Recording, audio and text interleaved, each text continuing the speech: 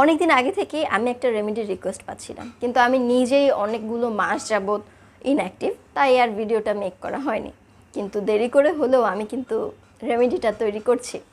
আর সেটা হচ্ছে আজকে আমি তোমাদেরকে দেখাবো কিভাবে ঘরে বসে রোজ অয়েল তৈরি করা যায়। রোজ অয়েল হাজার বছর ধরে বিউটি এবং হেলথ ট্রিটমেন্টে ব্যবহার হয়ে আসছে।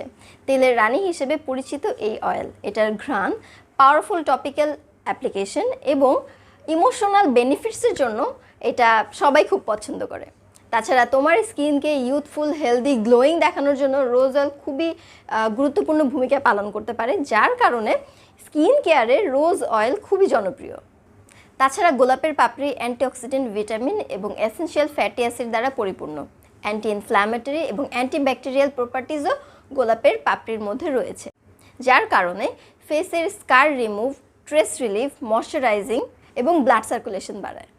আজকে আমি তোমাদের সাথে অনেক ইম্পর্টেন্ট কিছু শেয়ার করতে যাচ্ছি, তাই ভিডিওটা স্কিপ না করে শেষ পর্যন্ত দেখো। তারপরে মাঝখান থেকে মিস হয়ে যাবে, তারপরে কমেন্টে গিয়ে ভিডিওতে যা আমি অলরেডি বলে দিয়েছি সেইগুলোই আবার প্রশ্ন করতে থাকবে। হ্যালো এভরিওয়ান, আসসালামু আলাইকুম, welcome back to my channel. কেমন আছো তোমরা সবাই? নিশ্চয়ই খুব ভালো, আমিও কিন্তু অনেক ভালো আছি।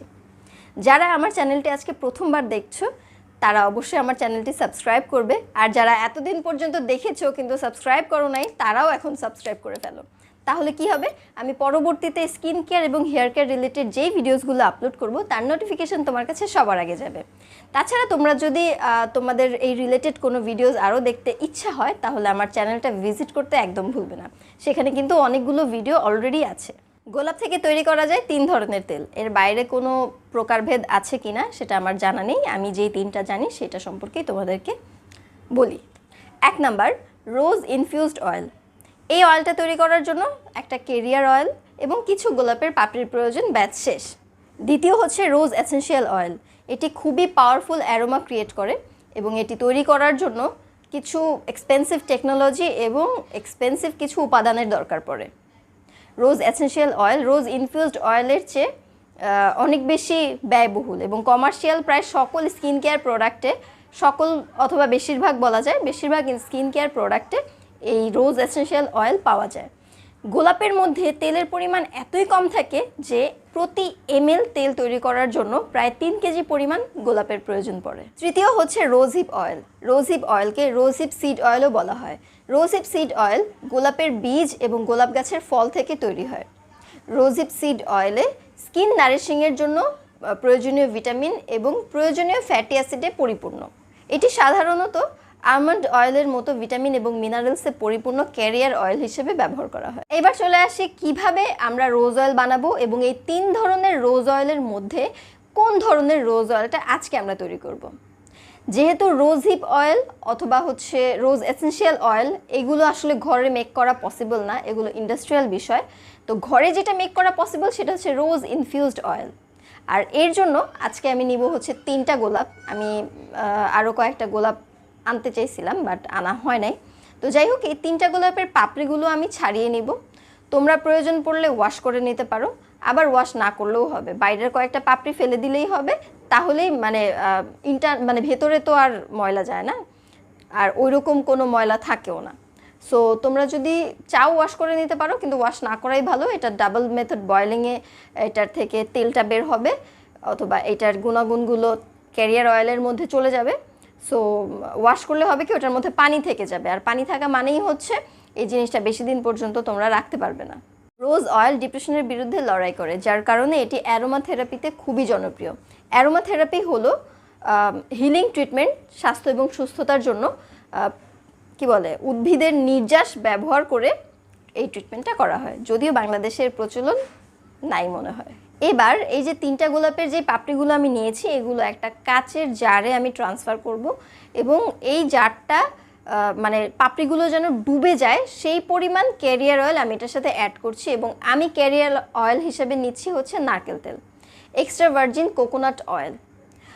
এখন কোকোনাট অয়েলের একটা প্রবলেম হচ্ছে, কোকোনাট অয়েল নিজেই খুব গন্ধযুক্ত। তো কোকোনাট অয়েল অন্য যে কোনো কিছুর সাথে অ্যাড হলে হয় কি, ওর নিজের গন্ধটার সাথেই ও মিক্স হয়ে যায়। তো আমি তোমাদেরকে সাজেস্ট করবো, এটা আসলে আমি মেক করার পরে বুঝতে পারছি, আমিও প্রথমবারই মেক করছি তোমাদের জন্য। তো তোমরা যেটা করতে পারো সেটা হচ্ছে যে এমন কোনো অয়েল নিতে পারো যার নিজস্ব কোনো স্মেল নেই।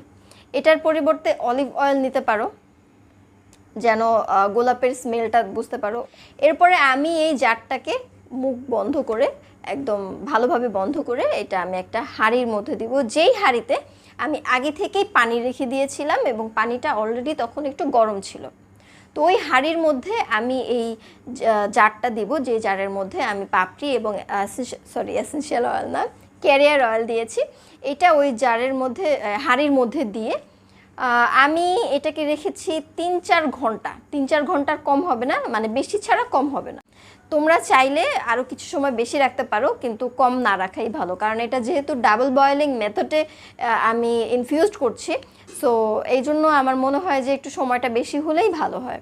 রোজ অয়েল যে কোনো ইনফ্ল্যামেশনের জন্য একটি ভালো রেমেডি। কাটা ঘষা এই সমস্ত জ্বালাপোড়ার মধ্যে কোনো রকম কোনো দুশ্চিন্তা ছাড়াই রোজ অয়েল ব্যবহার করা যায়।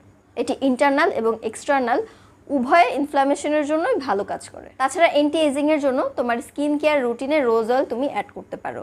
রোজ অয়েলের ভিটামিন এ এবং ভিটামিন সি তোমার স্কিনের রিঙ্কেলস কমাতে, দাগ কমাতে এবং কোলাজেন উৎপাদনে সহায়তা করে। 3-4 ঘন্টা পরে তেলটাকে নামিয়ে রাখবো এবং ঠান্ডা হওয়া পর্যন্ত অপেক্ষা করব।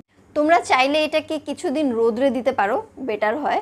আবার যদি তোমরা গোলাপের তেলের স্মেলটাকে আরও বেশি কি বলে কড়া চাও, আরও বেশি কড়া বলতে আমার অয়েলের মধ্যে গোলাপের স্মেল আসে নাই, কারণ এক তো হচ্ছে এখানে পাপড়ি কম, দ্বিতীয় হচ্ছে এটা নারকেল তেল।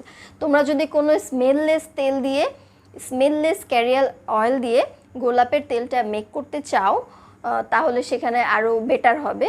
এবং এই গন্ধটাকে, গোলাপের তেলের স্মেলটাকে, নট গন্ধ, ঘ্রাণ, এই ঘ্রাণটাকে তোমরা আরেকটু বাড়ানোর জন্য তোমরা যতবার ইচ্ছা ততবার এই সেম প্রসেসটা অ্যাপ্লাই করতে পারো। লাইক 1 বার, 2 বার, 5 বার, 7 বার, 10 বার, 20 বার, এটা পুরোটাই তোমাদের উপরে ডিপেন্ড করে যে তোমরা এটা কিভাবে নেবে। তার জন্য যেটা করতে হবে সেটা হচ্ছে যে যেই অয়েলগুলো তোমার জারের মধ্যে, যেই অয়েল না, যে পাপড়িগুলো তোমার জারের মধ্যে ডুবে আছে, সেই পাপড়িগুলোকে সেপারেট করে ফেলবে এবং সেইখানে আরও কিছু পাপড়ি অ্যাড করে আবার ডাবল বয়েলিং মেথডে নিয়ে যাবে এবং আবারও 3-4 ঘন্টা টাইম নিয়ে এটাকে ডাবল বয়েলিং করবে। দেন এটা নামিয়ে ঠান্ডা করলেই অলরেডি। রোজ এসেনশিয়াল অয়েল দিলে ফেস স্টিম বাথ করতে পারো। বাটি ভরা পানিতে কয়েক ফোঁটা এসেনশিয়াল অয়েল দিয়ে সেটার স্টিম নিতে পারো। এতে তুমি খুব রিফ্রেশ ফিল করবে, আর তাছাড়া তোমার স্কিনের জন্য খুবই ভালো হবে। বডি স্ক্রাব লাগবে, রোজ অয়েলের সাথে চিনি এবং প্রয়োজন পড়লে কিছু নারকেল তেল অ্যাড করো, ব্যাস বডি স্ক্রাব রেডি।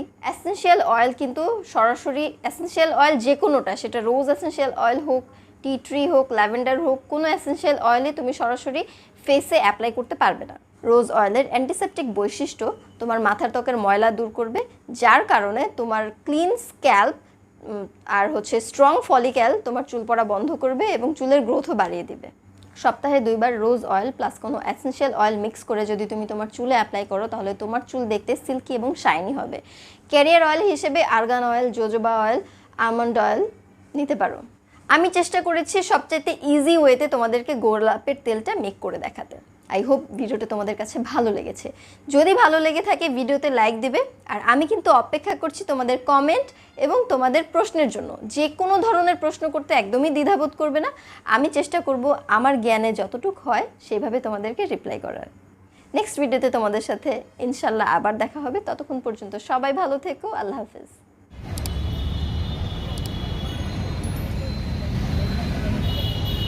আনাসের মামা, আমার একটা টিস্যু লাগবে, দিবেন না? ঠিক আছে আম্মা, আমার একটা টিস্যু লাগবে। এটা আমি তো উঠতে পারতাছি না। আমি ওরা বলছিলাম আমার চোখ গরম দিছে আম্মু। মানে আমি কি বলবো, আমি ভিডিও করতে বসি নিচতলা থেকে লিতুর গলা শোনা যায়।